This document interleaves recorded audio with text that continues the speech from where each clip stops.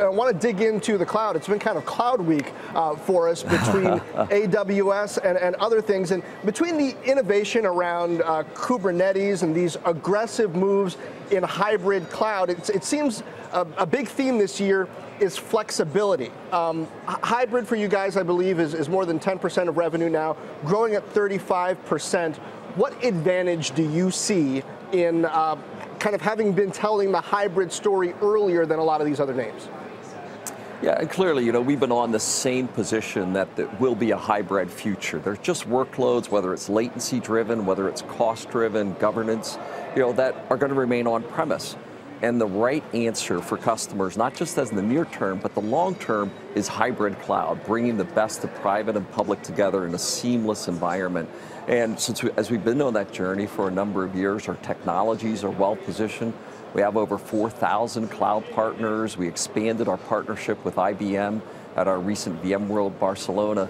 But the news this week was the big announcement in partnership with A&D JSC at reInvent with Outposts, and this idea of Amazon now having the same hardware, the same operational model on premise with the VMware software gives us yet another position of strength in our hybrid cloud strategy overall. And it really was a great week to be. I think you were at reInvent as well, and the energy there was incredible, and the momentum of the Amazon VMware partnership really was evident everywhere you were. Yeah, I mean, first, Amazon seems to be telling us that brick and mortar is dead, and they're doing brick and mortar. Then they seem to be telling us you didn't need to own servers. Now they're selling servers. I wonder, you mentioned long-term with hybrid, and some of the initial messaging about the cloud seemed to be hybrid cloud is kind of this half measure, a temporary solution for people who aren't comfortable jumping all into the cloud. Eventually, everybody will get there. The narrative seems to have shifted.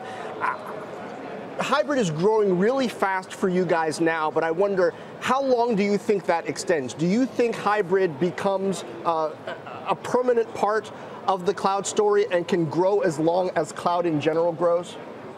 Yeah, I really do believe that, John. And I call it the three laws, the laws of physics. It just takes time to get there and back. If you have low latency workloads, they must be near where the data and the operations are. Laws of economics, right? There's just costs associated with going back and forth, and often, right, you'll have the need economically to be closer to where the data or the usage is. And finally, the laws of the land, right, where certain geographies, certain countries are going to demand things to be closer or domiciled in a certain way.